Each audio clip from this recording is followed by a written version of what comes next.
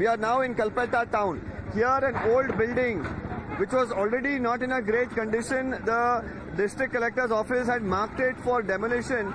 The roof of this building came crashing down a while ago. Fortunately, there were no people on top, but you can see extensive damage to the roof. There were shops below. They managed to get out immediately when they heard a huge sound. You can see the destruction that it has left. The entire main road right now, of course, the vehicular movement has been severely affected.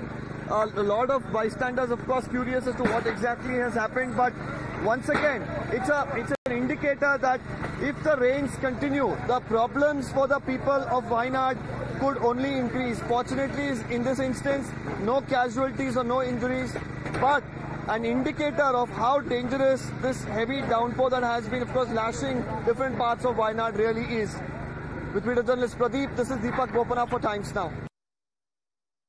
Wayanad के चुरुलमला और मुंडकई में हुए भूस्खलन के बाद लगातार rescue work युद्ध स्तर पर किया जा रहा है। इस वक्त हम चुरुलमलाई में मौजूद है और यहाँ की तस्वीरें आपको दिखा दें कि चुरुलमला की ये तस्वीरें जहाँ पर बेलिस ब्रिज जो है वो बनकर तैयार हो रहा है। ये तस्वीरें आप टाइम्स नाउ और भारत के कैमरे पर देख रहे हैं कि मद्रास इंजीनियरिंग ग्रुप, भारतीय सेना के और बाकी अलग अलग जो टीम्स है वो यहाँ पर जो तैनात की गई है, रेस्क्यू टीम्स के साथ मिलकर ये पुल जो है आप देख सकते हैं इस वक्त तैयार कर लिया गया है। बेलिस पुल इसे कहते हैं और जब भी इस तरह से सड़क जो है दो हिस्सों में कट जाती है तो तब जो है इस तरह से ये बेलिस ब्रिज बनाया जाता है ताकि सहूलियत जो है खासतौर पर रेस्क्यू वर्क के लिए वो मिल सके। दूसरी ओर आप देख सकते हैं फुट ओवर ब्रिज है जो टेम्पररी लोगों के चलने के लिए बनाया गया है। कल तक जो है मैन्युअली पूरा रेस्क्यू वर्क जो है वो किया जा रहा था, लेकिन आज बेलिस ब्रिज के बनने के बाद अब जो है एम्बुलेंसेस यहाँ पर आनी शुरू हो जाएगी। डेड बॉडीज जो कि स्ट्रेचर के जरिए लेकर इस छोर से उस छोर तक जा रहे थे, अब कहीं ना कहीं उसमें सहूलियत मिलेगी। Well, viewers, we've seen the centre and the state governments engaged in war of words of early warning regarding the disaster. While the centre claims that it sent multiple warnings to the state well in advance, the state has refuted it and says all alerts were received well after the landslides had already occurred.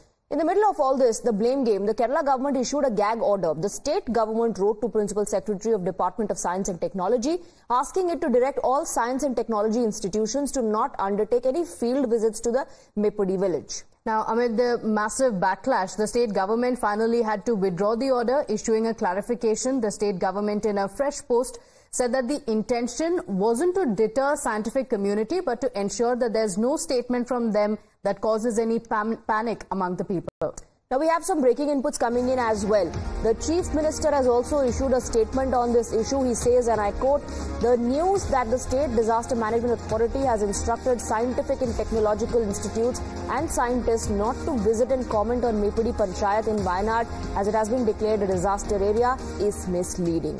Now, the state government does not have such policy. The Chief Secretary was instructed to immediately intervene and tell the concerned officer to withdraw this diktat that created such a misunderstanding. That's a statement that has come in, a U-turn by the Kerala government after the gag order that had been issued. Now, the Kerala Chief Minister issuing a statement saying the intention was not to stop the scientific community, but instead to ensure that there is no confusion or there's no chaos or panic among the people. State government now says that unscientific comments are only misleading and spreading fear and panic among the people, and to put an end to it, this order was issued. It was not to suppress the scientific community from expressing their opinion.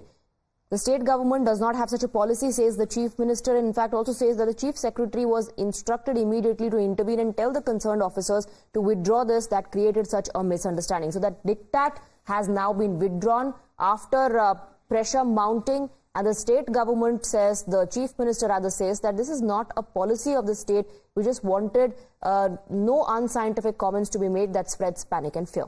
So the controversy started after a direction was given to all science and technology institutions to not undertake any field visits to Mepudi village.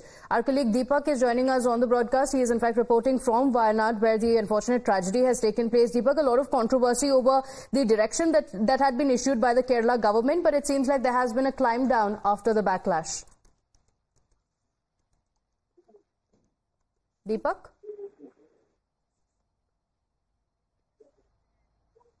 All right, we'll try and connect with Deepak again. He's reporting from on ground. There could be connectivity issues. Remember, massive landslides, 2 major landslides hit the Wayanad district that led to washing away of several structures there. The entire Mippudi village, in fact, was devastated in this landslide, the natural tragedy, disaster rather, that struck Wayanad. Peddling by the Kerala government came after the BJP trained guns at the Vijayan government, slamming the order as a Talibani fatwa aimed at suppressing the truth. Kerala government has issued a Talibani fatwa, a diktat, a kind of gag order that no scientific and technological institution scientists should speak about the landslides that took place, because they know that if they do, then the truth will come out, that these were not natural tragedies, these were man-made disasters. What is ironic is that this entire India alliance says that they are for freedom of speech and Samvidhan. But this asamvidhanic, unconstitutional gag order has been issued, and Rahul Gandhi, the entire India alliance is quiet about it because all of them are criminally culpable.